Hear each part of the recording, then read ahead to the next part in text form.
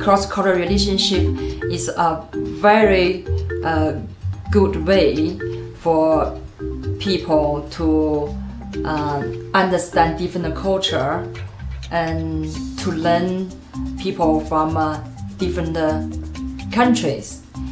And I also think cross-cultural relationship is a very good bridge to bring people together in the world.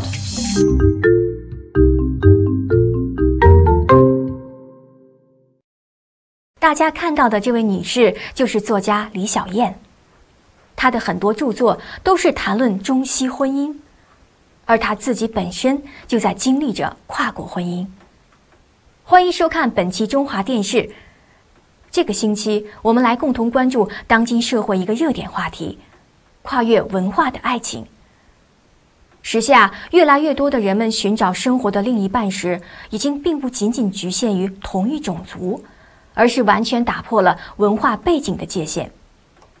在像澳大利亚这样的多元文化国家里，跨种族的婚姻现象是十分常见的。如今，很多澳大利亚的中国人也越来越多的在华人社区之外寻找伴侣。虽然年轻的华人一代可能接受和适应起来不会有太大问题，但是似乎对于稍微年长的老一辈的人们，还要不断努力，试图来调整自我，从而适应跨种族和文化的婚姻。近日，李小燕和她的丈夫理查德在格林威弗利的新金山中文图书馆里举办了一次关于中西婚姻的座谈会。我们的摄像机也记录了这一感动人心的场面。让我们共同去寻找答案：爱情真的可以跨越边界，战胜一切吗？虽然跨文化的恋爱可能在时下充满现代气息的澳大利亚越来越流行，但在社会某些层面里，依然存有一些对其表示怀疑的眼光。抱有这种态度，很大的一方面是由于文化的差异会导致相互理解的偏差。李小燕和她的丈夫举办这次座谈会，可以说给他们建立了一个和当地华人社区的朋友们直接交流的机会，使大家可以畅所欲言，发表观点，表明心声，互相沟通，同时也来解决一些对中西婚姻存有恐惧和偏见的心理问题。在座谈会当天，克莱尔和她的澳大利亚丈夫伊恩一起同李小燕和理查德探讨有关中西婚姻的话题。Very good point. This is what I cooked the other night. 正如很多经历跨国恋情的夫妇们一样，克莱尔和伊恩克服了语言沟通障碍和文化差异的难关，可以说开拓了真正意义上的国际婚姻的新的篇章。Can't find it. We've had a lot of value and a lot of fun out of our relationship, and will have for many, many years to come. But to be able to express that to other people and to allow other people to see that there are opportunities there, and just by stepping outside the box a little bit, you can be part of this, I think, is a fantastic thing. So we're very much in support of that. I think is that in that meeting, actually a lot of senior people there. They have some sort of stereotype or misunderstandings of the marriage or the other party. So actually, through this opportunity, they asking us, so we got a chance try to probably correct it, get the right impression and share our experience, which is, yeah, I think we're pretty happy with that. I think what I saw was certainly what Claire's saying, but an openness to actually wanting to hear about this sort of stuff. And yes, there were a lot of the older generation that were there, and it was very good to see that they wanted to try and understand this context. But there were also a few younger people there, and even after the event, you know, we were actually asked to speak to a couple of those younger people about their lives and things like that, and their expectations, and that was really good. 李小燕和理查德夫妇以及克莱尔和伊恩夫妇同参与座谈会的朋友们一起围坐在新金山中文图书馆的书桌前，展开了热情洋溢的讨论。他们很快就发觉到，在场的朋友们对在跨文化婚姻中夫妻双方究竟是如何和谐的生活的话题十分感兴趣。The point is that I mean opposites attract. So I mean it's not always a bad thing to actually be have things in common. Very opposite. It's the opposite things that make things more interesting. And it's the opportunities that the cross-cultural marriage can create that's sometimes so exciting. So it can take you different places. It can take you into areas that you've never really thought about considering before. It allows you to meet different people in a way that staying within the same culture doesn't. With a Western girl, Western lady, as a Western guy, you would know how that person's going to react, or if they say something, you know how to read that. But within a cross-cultural relationship, you can't assume that you understand what's just happened. You have to think, stop, not react, and to ask the questions. I think this makes you have a stronger relationship than you would with somebody of your own culture, because you learn to understand yourself, you learn to understand the other culture, and I think if you have two people that want to work at doing this, that can work really, really well. 所以他觉得来讲，就是重复刚才的那个他的讲法，就是说，因为有一个这种的背景在这里边，所以一个很着重沟通交流，那这成为一个很重要的一个基石。And good communication is Ian said is really the key. But good communication is the key to any relationship. It's just that in a cross-cultural relationship, it has even more emphasis, even more important. You have to work more at it. Yes, yeah. For cross-cultural relationship, the difference will be more than the couple from the same culture. Yeah, but again, even for the people from same culture, you still need to adjust each other. You're still different, and so the issue is not about the difference. The issue is your attitude to deal with the difference. 能够真正的重新来理解了文化是什么，那么应该说在沟通上就不会有很多障碍。If you like the difference, and you know how to deal with the difference, you will benefit more from a cross-cultural relationship. It is actually is a God sent, gift. Yeah, but if you are not good, I wouldn't recommend people to choose cross-cultural relationship. 10勾嘎。Nerd for me. 广告过后，欢迎继续关注有关跨文化婚姻的讨论。随着在当今多元文化因素不断加深的社会背景下，人们更加容易找到跨文化的恋爱关系吗？那如果有语言障碍怎么办？这些真的重要吗？您现在收看的是中华电视，请不要走开，我们马上回来。7、8、9。Oh, same.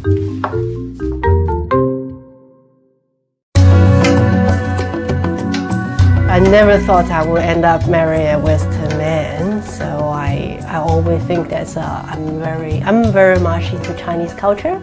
So I have always been thinking that I'll marry a Chinese man, where we can share our cultures.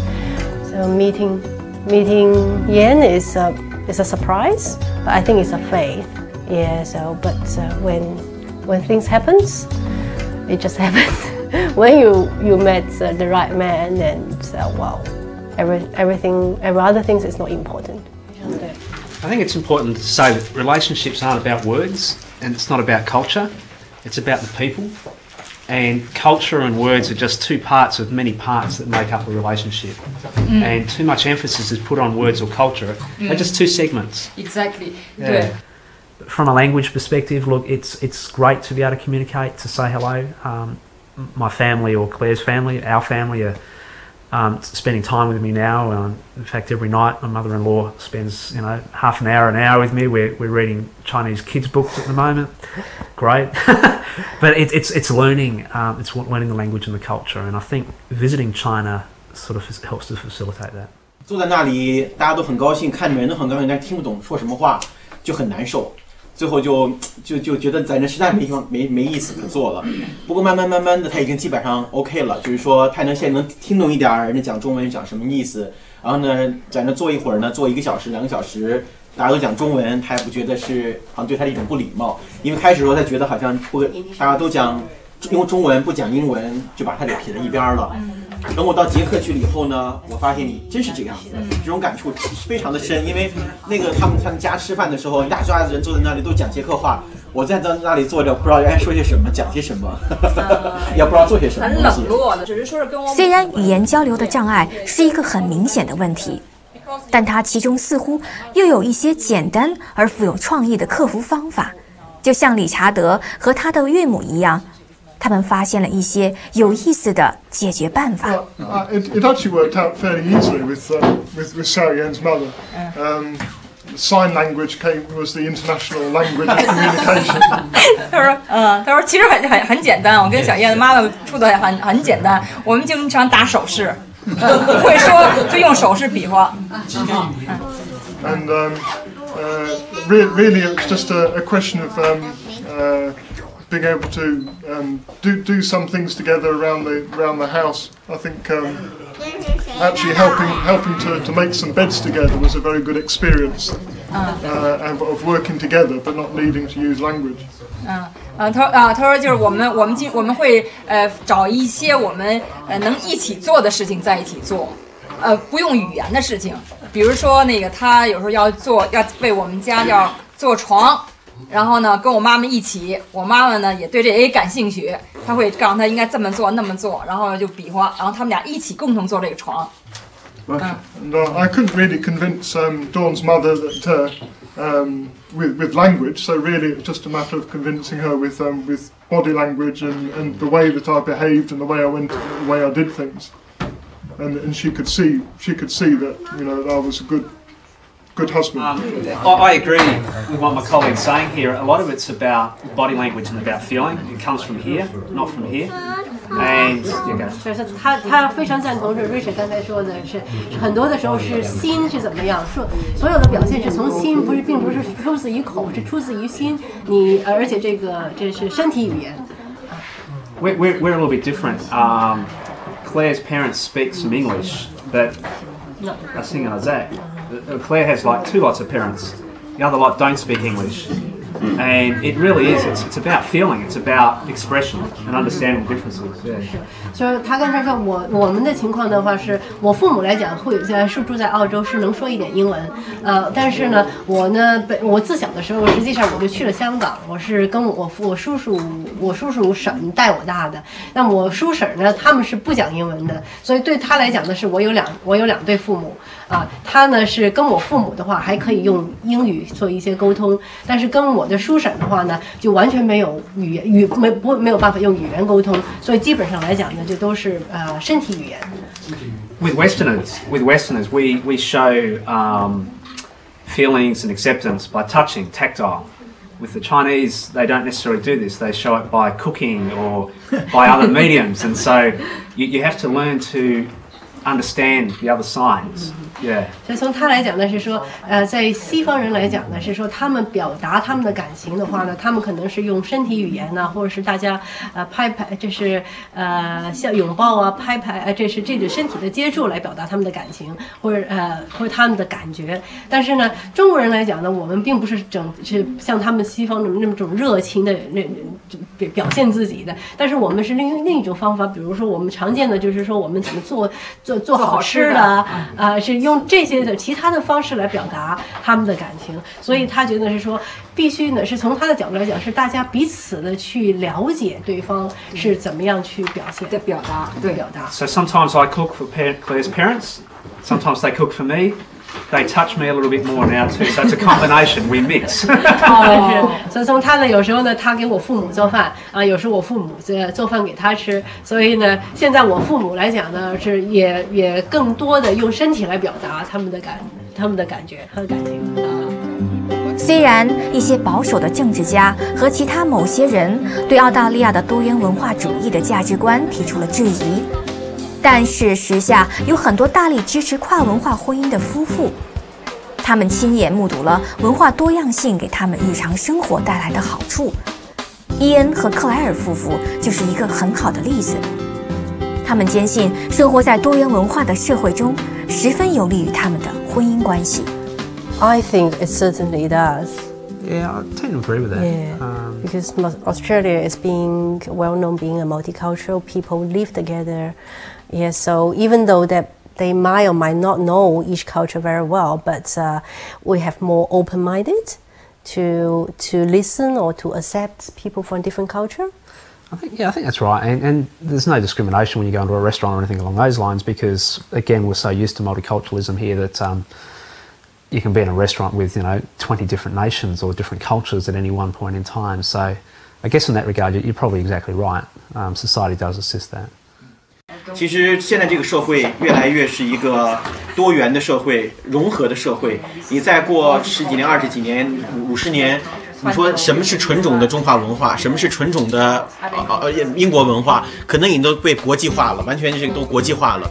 你中有我，我中有你这样的一种文化。但当然，多元文化不只是一个政治理论。我们如果仅仅去看看澳大利亚举办的各种文化节和街边的不同国家的风味美食，就足以可以感受到多元文化的气息了。而这些丰富多彩的多元文化活动，为拥有跨文化婚姻的夫妇们可谓是增添了不少亮点。There's some of the cultural things. I start to enjoy some of the Chinese cultural things, so I really like my dumplings now. 但是慢慢有这种潜移默化吧。现在我就是中国也有一些文化我很喜欢，比如说那饺子嘛，特别喜欢吃饺子。and even quite appreciate the New Year TV program from Beijing. I don't understand what's going on, but I like the atmosphere and the fun of it. 他也喜欢，比如中国文化、中国的吃的东西，所以他就是平常的时候看到我父母做饭的时候，他就自己看着怎么学，反正做出了饭呢，不是中餐，他是他的这个把中餐的概念，他认为的中餐做给我们吃了，那就用西餐的方法做中餐了。那我觉得也挺好，就是中西就结合在一起了。比如说炒点什么东西啊，里面放点什么黄油啦，放点什么东西了，最后你吃的不像中餐，但是也不像西餐，就是混在一起的那种餐。广告过后，接下来我们一同来体会围绕在平淡的日常生活中的浪漫和爱情。而我们不仅要问，在婚恋生活中，中国和西方男性之间真正的区别是什么？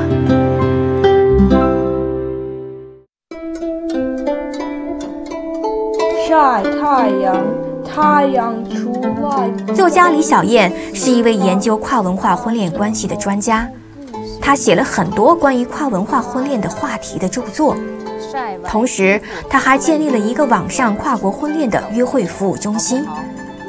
虽然她的著作和网站都具有一定的影响力，但她很快就指出，这种令人感动的跨越种族和文化的真实爱情故事，并不存在于书籍里或者互联网上，而是发生在再普通平常不过的家庭生活中。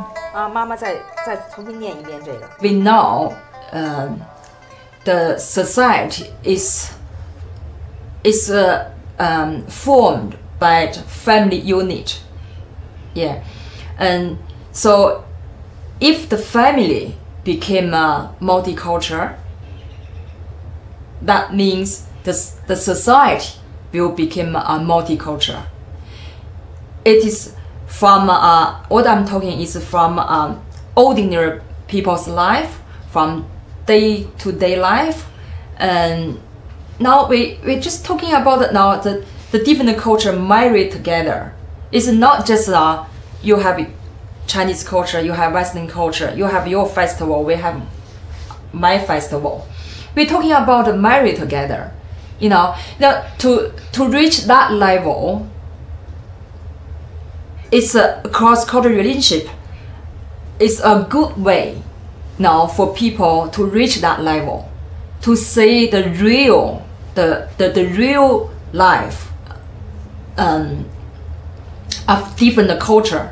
It's like going when you go travelling. If you just try to understand the country just by looking at books or looking at the television or reading the newspapers about somewhere, it's so different than when you actually go to a country and you're actually talking to the people that live there, living with the people that live there. Your whole impression changes.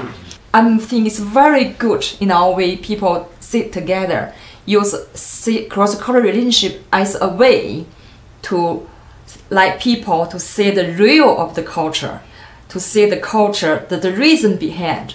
For example, just we're talking about the high divorce rate. And Chinese people probably just think, oh, you know, in the West, they have a high divorce rate.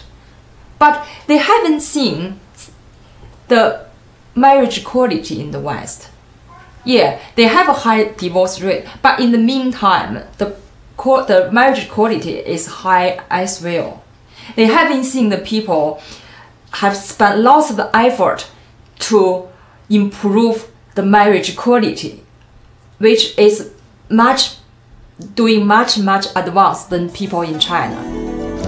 然而，即使生活在一个多元文化的社会里，人们对文化和种族的偏见依然存在。对于一些中国人，这就意味着他们会很担心西方人可能对待婚姻的态度并不严肃。I think maybe the Western culture, younger Western people, when they start to find relationships, that maybe they are a little bit more open to this sort of stuff. But when people marry, I think there are some people that are they marry and they really believe in the institution, and there are some that are married that aren't so good. But I think it's the same problem on both sides. I mean that Western men are more expressive, yeah. So Chinese men they hide. We sort of more subtle in expressing our emotions and love.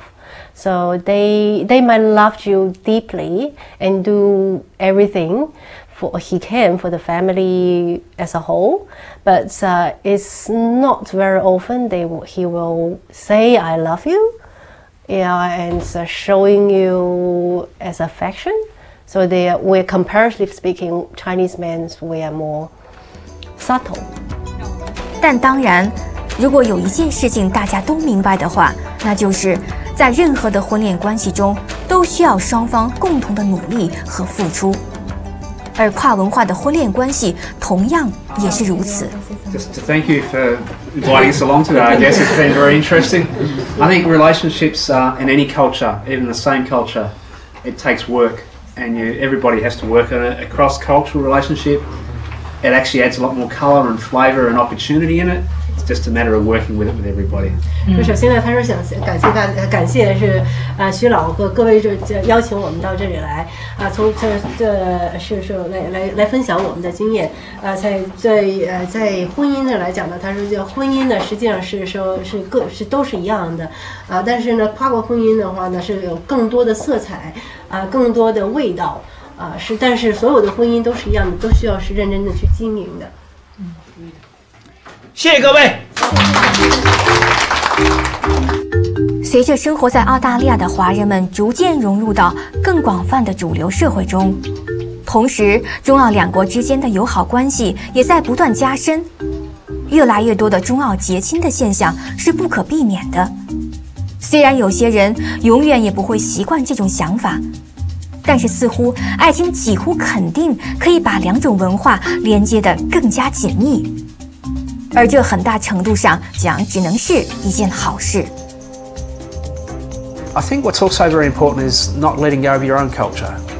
And by that I mean it's very easy to get absorbed into another's culture, but it's really about sharing those two things. And I personally have friends and business associates that really are entirely westernised.